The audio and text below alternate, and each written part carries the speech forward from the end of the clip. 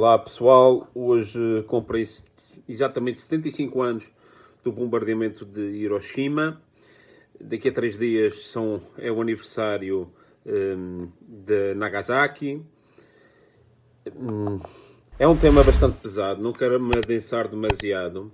Vou deixar aqui um texto, um link para um texto de um jornalista, de um autor e realizador australiano, que se tem notabilizado exatamente no tema dos bombardeamentos do Japão e que seguiu desde 67 presencialmente as consequências, sequelas que teve nas populações civis, em sobreviventes que tiveram ferimentos ou que depois morreram de cancro.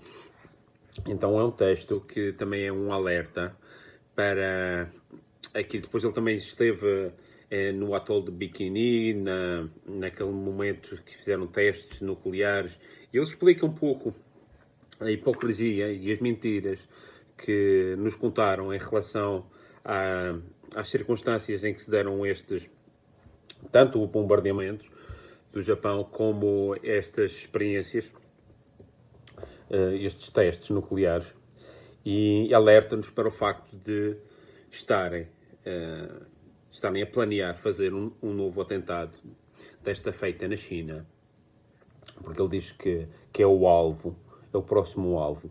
Ele diz que hoje existem mais de 400 bases militares americanas que cercam a China com mísseis, bombardeiros, navios de guerra, armas nucleares. E que também temos que ter atenção a estes políticos, a estes líderes mundiais que acreditam que estas guerras são vencíveis, que se pode ganhar esta guerra. Vou fazer isso aqui. Ele aponta aqui a um destes estrategas, chefes da Guerra Fria, este Herman Kahn, o qual elaborou um plano de uma guerra termonuclear vencível, que já então não era na Guerra Fria, porque havia o contrapoder da União Soviética, mas hoje em dia seria mais impossível. Ou seja, é preciso ter consciência que aqui não há vencedores, mas ele diz que há pessoas e com importância e com capacidade de decisão, como o Mike Pompeo, que é secretário de Estado nos Estados Unidos, e claro que em grande parte da política externa norte-americana passa por ele, que é um destes que acredita nas teorias do Kahn e que, sendo um evangélico fanático, acredita piamente que esta é uma guerra que se pode ganhar, quando já está mais do que provado que ninguém ganhará e que será o fim da humanidade. Uma guerra nuclear, porque a China também está armada e tem poderio agora naval, e que numa situação dessas, aqui quem perderia seria a humanidade. Mas claro, ele alerta-nos para o facto de que, se não fizermos nada, quem vai tomar proveito e quer realizar esses objetivos proféticos, milenares, porque acreditam no Armageddon, e vamos lá saber por que razões não têm a mesma percepção que tem a pessoa que tem empatia com os demais, com o resto da humanidade, e que se rejeita a fazer parte, se recusa a fazer parte desta guerra, esta nova Guerra Fria que já está sendo posta em cena, mas que chegará o dia em que eles querem bombardear a China e seria o novo Japão. Então também vou deixar aqui um link ou outro que eu acho que são importantes, aqui um que é da Cruz Vermelha, do Movimento Internacional contra as Armas Nucleares, para explicar qual é o real significado de tudo isto e porque é importante as pessoas mobilizarem-se e terem pelo menos uma consciência de que isto não é uma brincadeira. Eu vejo aqui muitos comentários no Facebook de muita gente que leva isto tudo numa brincadeira. Eu acho que tem muito a ver com o desenvolvimento da tecnologia nos últimos anos, primeiro no cinema, depois na televisão, depois com os videojogos, agora com os computadores, telemóveis, e depois não há essa capacidade de distinguir o que é um jogo do que são matar bonecos ali e matar 1 milhão de bonecos ou matar uma pessoa, não sabem o que é. Não sabem, não fazem esta distinção, julgam que isto, por estar a ver uma pessoa pessoas a sofrer na televisão, que aquilo não é sofrimento. Mas isto não é um videojogo, isto é uma coisa muito séria. E era bom que as pessoas tivessem um pouco mais de empatia, porque eu vejo que vai tudo no sentido contrário.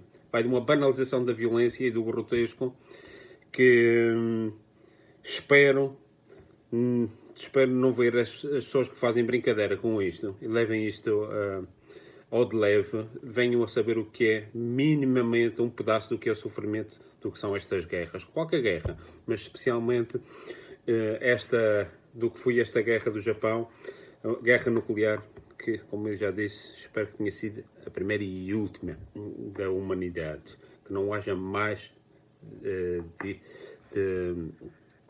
nada no sentido de armas nucleares. Bom, isto era um tema. O outro tema tinha a ver com a explosão que houve em Beirute esta semana. Ainda não há aqui grandes evidências que tenha sido um atentado, de que não tenha sido, mas também é tudo muito estranho. O mais provável é que se trata ali de sabotagem, conhecendo, como sabemos, como é que é o Médio Oriente, a relação ali entre Síria, Israel, Líbano, um ponto quente, aqueles explosivos, ou seja, que eram adubos, na realidade que vinham da Geórgia e dirigiam-se a Moçambique, num cargueiro com bandeira de conveniência liberiana ou dessas assim, que tinha sido apreendido, estava ali armazenado há 6 anos. Estava mesmo ali a pedir, mesmo que não tenha sido, estava ali a pedir para que os inimigos do Líbano, quem esteja interessado em desestabilizar o Líbano, se aproveitasse daquilo para destabilizar ainda mais. Aquilo é no Porto, portanto, aquela bola de fogo, aquele cogumelo, que parece um cogumelo nuclear que vemos na televisão, faz uma onda expansiva para a cidade, mas para o outro lado é mar, ou seja, aquilo ali poderia ter sido bem pior se fosse no centro de uma cidade. Portanto, aquilo é num porto, só tem metade do efeito, ou 1/3 do efeito. De qualquer forma, morreram imediatamente 135 pessoas, há 5.000 feridos e 300.000 desalojados. Se o Líbano já vinha sofrendo o problema do Covid, os problemas de instabilidade política bastante graves, com a queda do poder do peso, do pound libanês, da libra libanesa, com a hiperinflação, que já aqui tinha falado em algum momento, vou ver se encontro o vídeo por aqui, sobre o que é que estava passando mais ou menos no Líbano. Não ia no bom sentido, até na realidade havia o temor de que as tensões intersectárias do vizinho Síria se estendessem ao Líbano, porque o Líbano está envolvido na guerra da Síria, porque há muitos milicianos do Hezbollah que combatem do lado do governo de Damasco contra os terroristas do ISIS, contra as ingressões da Turquia e da FSA e da SDF, todos esses grupos que atuam na Síria. Portanto, há um envolvimento de uma parte importante da composição religiosa, sectária do Líbano, a parte xiita. Agora há um governo que é de coligação onde estão xiitas, onde estão sunitas, onde estão os cristãos, e é um governo também que é fraco, e agora vem esta situação, pois agora o Líbano fica numa situação para reconstrução nacional muito mais complicada, vai demorar mais tempo, pode enfraquecer a sociedade, pode realmente despertar os problemas sectários que existem no país. É um incógnito que se vem a passar, mas agora mesmo não se pode dizer que tenha sido uma coisa ou outra. Parece indicar que tinha sido uma simples negligência. Negligência é, agora se há sabotagem e aproveitamento dos inimigos do Líbano, pois também é outra via que convinha saber se trata disso. Não é? Por outro lado, também já aqui tinha falado, no outro momento, que existe agora investimento chinês, tanto na Síria como no Líbano, para a reestruturação para reconstruir a estrutura e para a estrutura da linha férrea na costa libanesa do norte a sul e da eletricidade, da rede elétrica do país. Vou pôr aqui o link. Mas por outro lado também da China vêm notícias bastante apreensivas, faz-nos ficar apreensivos do que se possa passar agora nesta grande barragem que fizeram nos anos 90, a barragem das Três Gargantas, das quais depende assim, imediatamente em eletricidade e água 400 milhões de pessoas, que é sensivelmente um terço da população da China. Mas todas estas regiões que estão debaixo desta barragem, porque o problema é que esta barragem ameaça poder ceder, porque as chuvas têm sido muito intensas nos últimos anos e esta barragem está ao borde, está no ponto de poder colapsar. E se colapsa, é uma desgraça, que o Covid é uma brincadeira, porque dali depende a produção de comida para a Índia, de grande parte da produção de comida para a Índia e para a China, mas não só. Também tem ali uma grande produção de soja para a nível mundial, de galinhas a nível mundial, de amendoim a nível mundial, ou seja, todo o serviço de abastecimento de alimentar a nível mundial